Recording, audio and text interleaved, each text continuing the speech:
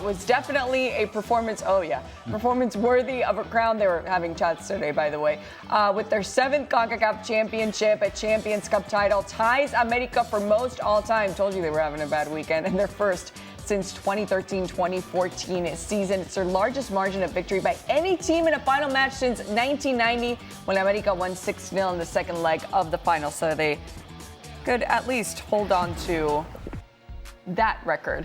So we know that we had a Champions League final on Saturday. PSG won that one 5-0. Then Cruz Azul won theirs 5-0. And Cruz Azul saying it was kind of a parallel cinema universe that they were living in. And PSG answers, of course, this is cinema at its finest. I mean, it's a Hollywood script at the end of the day. And when it comes to Cruz Azul, they couldn't write this any better for them. But did you expect this large margin of victory against Vancouver? No, because it's a final. Usually finals are very tight. They're tense. They're cagey affairs. Because this Vancouver team, if anything, has been very steady, very composed. Defensively, they're the best defensive team in Major League Soccer. Before this matchup, they'd only lost 2 games in all their competitions, in over 20 games. One in Saprissa, and one against the Chicago Fire. This was a different type of team that already knew what it was like heading into Mexico, heading into the altitude, heading into some difficult venues, knew what it would be like. Yeah.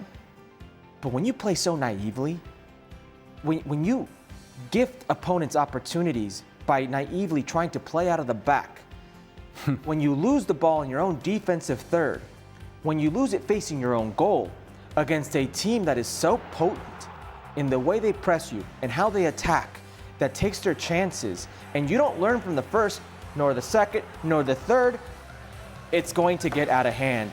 I've played in this competition for Major League Soccer clubs against Liga MX and for Liga MX against Major League Soccer. And the last thing you want to do if you're on the MLS side is be in Mexico, in altitude, and chasing the game. They will carve you apart. And the lack of composure by Jesper Sorensen's team here, by big players, Cubas, when he played against Inter Miami, going toe-to-toe against Messi. This Cubas looked like the worst player on the field. No, he was the worst player on the field. A team that has a player that is so hot right now in Brian White, 10 league goals, okay? Yeah. Got a national team call-up. A team that knows you have to take your chances. Couldn't muster up a single shot. It wasn't that it was a shot on goal, a single shot. I thought it looked like the Major League Soccer of 10 years ago, where it wasn't that deep of a roster and players looked out of sorts, deer in headlights type of look. I thought it was humiliating for a team like Vancouver who may not ever get this chance again. And I just think there was one team and only one team in this game, and that was Cruz Azul. That's how bad it looked, and that's how bad it was for Vancouver. Vintage MLS, Ale? Well, I'm going to throw this at you. You were just mentioning how many shots or not they had on goal. Expected goals, whatever you may believe and think about expected goals. I know this much. 0.00 is not good. Again, whatever you think of expected goals, 0.00, not good. Beyond that, we can all agree that the Champions League final was not competitive between PSG and Inter. It wasn't. No. It wasn't competitive. It was a backside whooping. Mm-hmm. It was. This one was worse. This one was worse because they didn't even belong in the same category in terms of the level of performances. And it goes to the point that you were just making there. Some of the turnovers by Vancouver Whitecaps, not only naive, but it almost looked as if one is a professional team and the other one amateur. It's amateur level mistakes, and certainly at a final. Things that you cannot do. Chances that you cannot take, mistakes that you cannot make, and they were making them time and time and time again, which tells me some would describe this as lack of confidence. I would describe it as fear. And how would I make the difference between one and the other, lack of confidence and fear, is because I've been in those teams that have struggled against Mexican teams in Mexico City, and I know what it looks like, and I know what it feels like. Like, that other team has 20 players on the field and we only have 5, and we can't seem to complete any passes.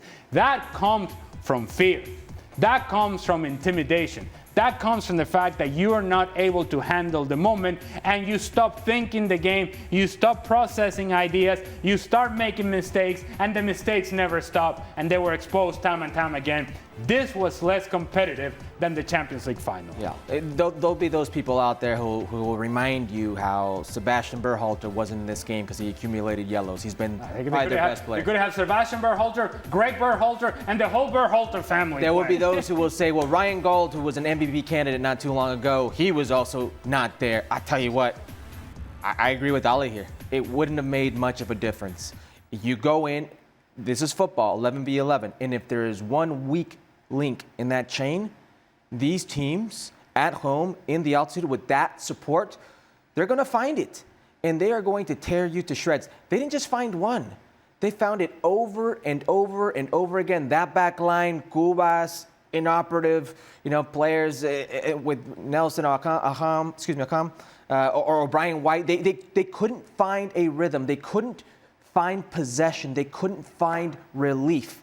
It looked like they were desperately trying to breathe, and Cruz Azul would not allow them. So this is a stain on Major League Soccer, because we could say a lot of different things, right? But Vancouver's leading the Supporters' Shield race right now. Vancouver's first in the West. Vancouver, they've been the Cinderella team in Major League Soccer this season in this competition. This is falling straight on your face. But then didn't they go to Mexico earlier in this competition? This is dropping at the worst possible time because they got. Here's the thing, they didn't beat, but they got results against Monterrey. Yeah. They got results against Pumas and Seúl. But you didn't need to just get a result. I didn't think they would win.